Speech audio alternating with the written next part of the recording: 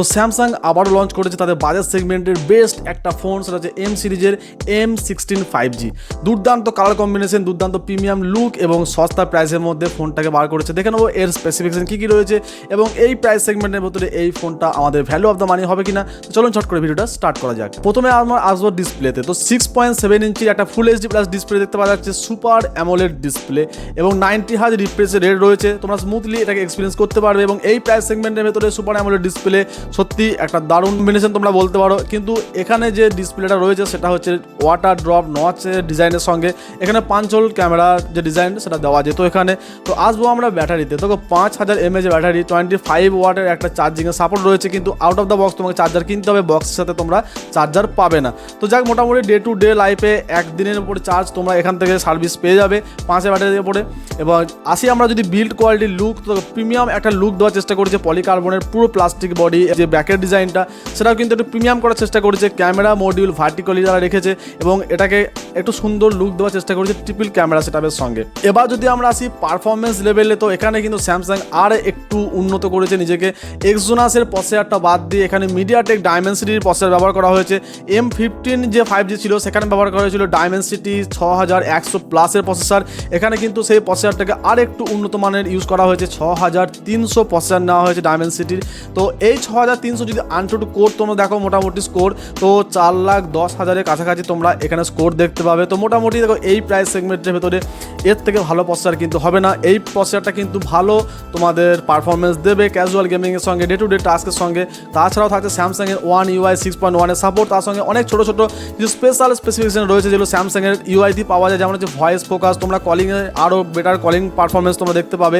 তাছাড়া রয়েছে তোমার লাইট মাউন্টেড ফিঙ্গারপ্রিন্ট, যেটা খুবই ভালো কাজ করে স্যামসাংয়ের। নক্সের সিকিউরিটি পেয়ে যাচ্ছ। তাছাড়া তোমরা থিম, গ্যালারি, তাছাড়া এক্সট্রা আদার্স যে ফিচারগুলো রয়েছে সবটাই তোমরা কিন্তু কাস্টমাইজভাবে ইউজ করতে পারবে। তো স্যামসাংয়ের ইউআই কিন্তু এই প্রাইস সেগমেন্টের মধ্যে হলো তাদের ইউআই অনেকটা ভালো এবং তারা কিন্তু প্রমিস করছে যে 6 বছরের অ্যান্ড্রয়েড আপডেট এবং 6 বছরের সিকিউরিটি আপডেট তারা এই ফোনটার মধ্যে দেবে। মানে এখন চলছে অ্যান্ড্রয়েড 14 তোমরা পাবে এই ফোনটা, অ্যান্ড্রয়েড 20 পর্যন্ত তোমরা এই ফোনটাকে ইউজ করতে পারবে। মানে 6 বছর এই ফোনটাকে তোমরা ইউজ করতে পারবে কোম্পানির প্রমিস অনুযায়ী। তো এর প্রাইস সেগমেন্ট দেখো, এর 3টে ভেরিয়েন্ট রয়েছে, 3টে কালার কম্বিনেশন রয়েছে। একটা হচ্ছে পিঙ্ক কালার, একটা হচ্ছে মিন্ট গ্রিন এবং একটা হচ্ছে ব্ল্যাক। তো 3টে কালারই কিন্তু দুর্দান্ত লাগছে এবং প্রাইস সেগমেন্ট প্রায় 12,000-এর নিচে থাকবে প্রাইস সেগমেন্ট। তো এই প্রাইস সেগমেন্টের ভেতরে ভালো প্রসেসর, এত ভালো ডিসপ্লে কোয়ালিটি, সুপার অ্যামোলেডের সঙ্গে তার সঙ্গে রয়েছে তোমার 90 হার্জ রিফ্রেশ রেট। কিন্তু এখানে একটা সমস্যা রয়েছে যে এখানে সিঙ্গেল স্পিকার ইউজ করা হচ্ছে। এই প্রাইস সেগমেন্টের ভেতরে কিন্তু ডুয়েল স্টিরিও স্পিকার ইউজ করা যেত, যেখানে স্যামসাং কিন্তু জাস্ট মোনো স্পিকার ইউজ করেছে। তার বাইরে কিন্তু ফোনটা তাছাড়া দুর্দান্ত লাগছে। এবার যদি আসি আমরা ক্যামেরা সেকশনে, তো এখানে ট্রিপল ক্যামেরা সেটআপ দেওয়া রয়েছে। 50 মেগাপিক্সেলের মেন ক্যামেরা এবং 5 মেগাপিক্সেলের কোম্পানি কিন্তু একটা আলট্রা ওয়াইড ক্যামেরা পুশ করেছে এবং 2 মেগাপিক্সেলের একটা ম্যাক্রো ক্যামেরা।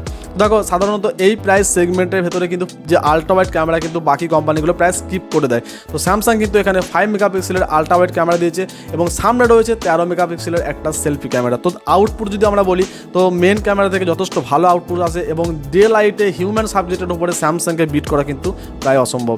এবং স্যামসাংয়ের হিউম্যান সাবজেক্ট খুব ভালো রয়েছে।